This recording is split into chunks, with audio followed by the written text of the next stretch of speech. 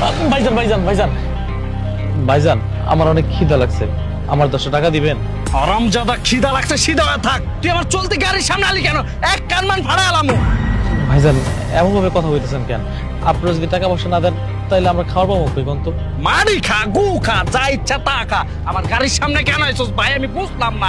এখন যদি গাড়ির সামনে আয়া তুই যে মরা যাতি 10 টাকার বাইকার দে, তাই না? হয়তো কি না? যা হেন থেকে যা। তুই যাবি কি ফকিনের বাচ্চা? তোর গায়ে থেকে গন্ধ, আমি যাইতাছি। সর হেন থেকে সর সর।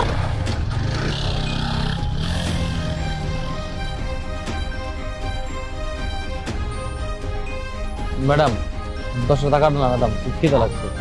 আরে মাত্র 10,000 টাকা? ঠিক আছে, সেটা আমি দিয়ে দেবো, কোনো সমস্যা নেই। আচ্ছা তার 1 মিনিট। হ্যাঁ হ্যাঁ আচ্ছা আচ্ছা, না কোনো সমস্যা নেই।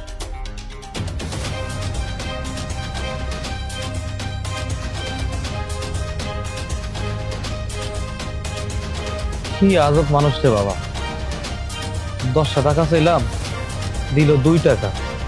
হায় রে, টাকার প্রতি তো সম্মানটা করতে পারতো। আমার মতো ভিক্ষুকের সম্মান করুক আর না করুক, 2 টাকা দিয়ে আজকে কি পাওয়া যায়? হ্যালো আব্বা।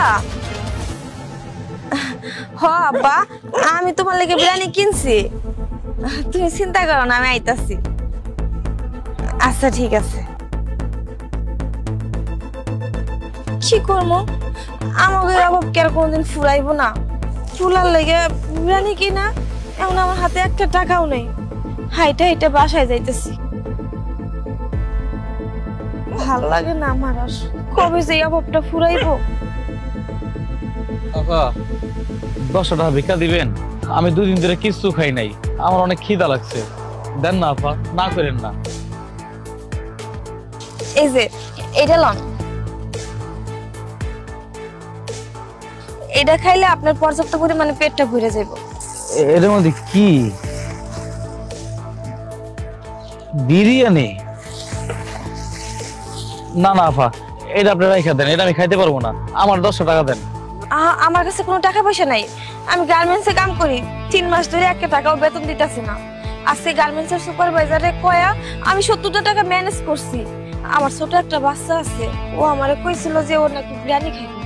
ও যে আম্মা, আমার না বিরিয়ানি খাইতে মন চায়, তুমি আহনের সময় 1 প্যাকেট বিরিয়ানি কিনে নিয়ে আইসো।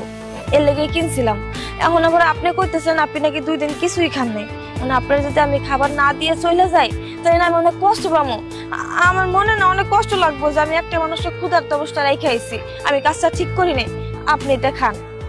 না আপা, আপনি ছোট বাচ্চার লেগে কিনছেন, এটা আমি খামো, এটা আমি খাইতে পারবো না, আমার দরকার না, আপনি রাইখা দেন। দেখেন, আপনি আমার মেজাজটা গরম করেন না, এমনিতে আমার মেজাজটা গরম আছে। আমি না একটা মানুষকে ক্ষুধার্ত অবস্থা রেখে দিতে পারবো না, আপনি এটা খেয়ে নেন। আর আমার ঘরে চাউল আছে, আমার পোলার আমি ফেনা ভাত রান্না করে খাওয়াবো। আপনি সরেন, আমার যাইতে দেন। আপু দাঁড়ান 1 মিনিট।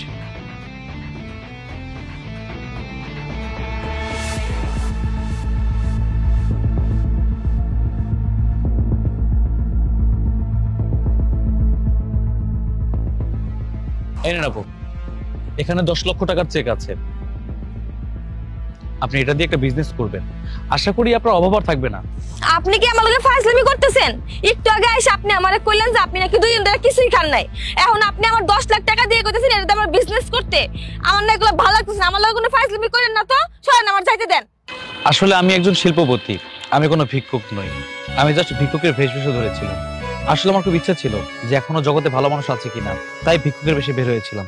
কিন্তু আপনি ওদের মতন না, আপনি একটা ভিক্ষুককে সাহায্য করেছেন, আপনার নিজের সন্তানের খাবারটা তাকে দিয়েছেন, এর থেকে বড় স্যাক্রিফাইস আর কি হতে পারে বলুন? এটা আপনি পাওয়ার যোগ্য, নিন।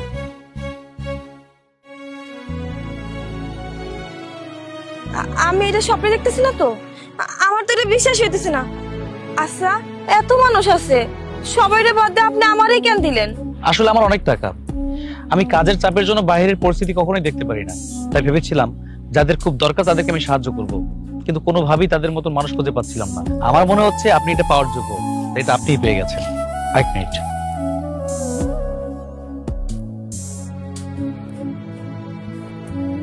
এটা হচ্ছে আমার কার্ড, যদি কখনো দরকার পড়ে আপনি জাস্ট আমাকে একটা কল করবেন। ভালো থাকবেন। ও, আর এই বিরিয়ানিটা আমি আপনার দোয়া হিসেবে নিয়ে গেলাম।